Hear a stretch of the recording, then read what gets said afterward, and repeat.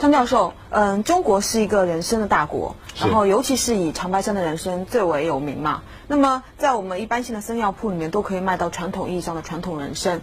那么我们接下来就是很多消费者就想问一个问题：那申博士的人参跟传统的人参，它的区别到底是在哪里？好的。事实上，申博士的人参跟传统人参的最大的区别，我想主要在两个部分。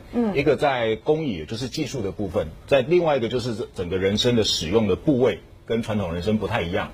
那在工艺跟技术的部分呢，对于人参来讲，最重要的就是属于它整个制造过程的一个温度。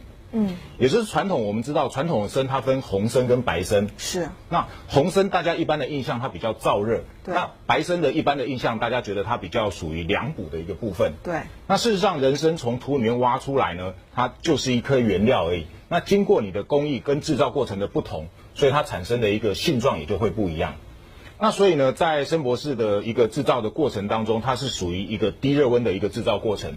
有别于传统的红参，它是属于高温的一个蒸煮，那也有别于传统的白参，是土里面挖出来洗净晒干就结束了，它没有经过温度。那这样子不同的制造的一个工艺呢，它会有一个很大的一个区别，也就是传统的红参，它经过高温蒸煮之后，它会产生两个现象。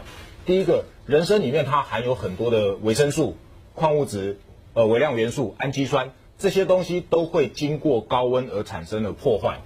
那这些本身在人参里面很有价值的一些营养元素，经过高温之后而产生的破坏是非常可惜。那第二个部分呢，也就是人参里面呢，经过这样的一个高温之后呢，会产生一个它的性状会改变，就会变成比较补，但是它也会变成比较燥热。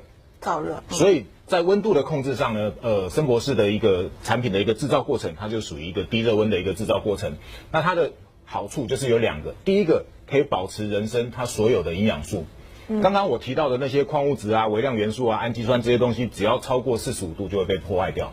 所以呢，我们这低热温28度的一个技术呢，能够把这所有的营养素都保留住。那第二个呢，就是使用低温的一个制造过程当中呢，可以维持人参本身的干温的一个性状，而不会让它变成燥热。这是它有别于我们传统的红参的一个差别。那跟传统的白参呢，最大的差别是因为白参只有经过清洗晒干就结束了，但是它比较可惜的是，人参里面有一种很特殊的成分叫人参皂苷，但是人参皂苷呢，它没有经过温度，有些皂苷它是转换不出来的，所以传统的白参它的皂苷的含量也会比较低。所以为什么申博士的一个制造过程，它必须要经过温度，但是这个温度又不能高，所以这个温度的技术跟工艺其实非常重要。那第二个部分呢，是属于使用的一个部位的问题。那我们可以看得到桌上的这一颗参，这是一颗很标准的人参。是。但是呢，一般我们在外面传统看到人参呢，是把所谓的头、侧根、须角、皮，甚至有些皮都切掉了。对。那只留下中间这个参条的一个部分，甚至有些呢是把参条甚至直接切掉，变成一个参片。对，切成参片一片片。对。那这是我们传统的一个使用的一个方式。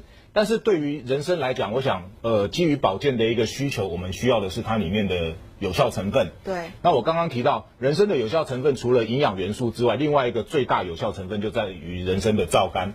那人参皂苷在目前世界上各国他们的研究，其实人参皂苷已经有非常多的一个功效。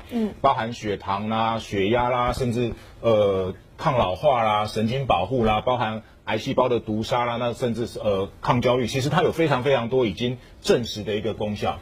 那人参皂苷其实非常的好，可是呢，它在人参里面它有一个很特殊的现象，也就是它在人参存在的一个部位跟我们想象中的不太一样。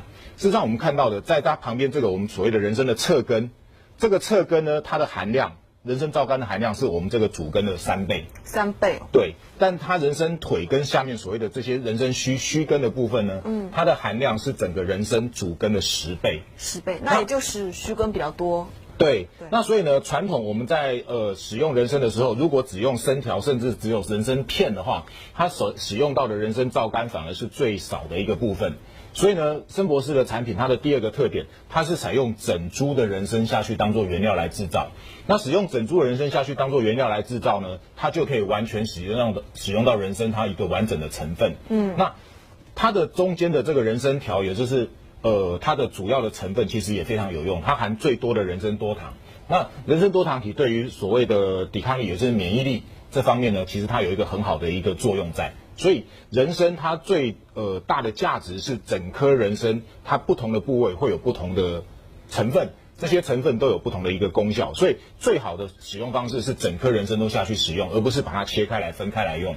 所以这是我们参博士的第二个特点，它把整株人参下去当做原料来使用，它可以发挥到人参它的所有的功效的一个最大的一个功效的发挥，就是把所有的营养元素全都包含在里面。没有错，没有错。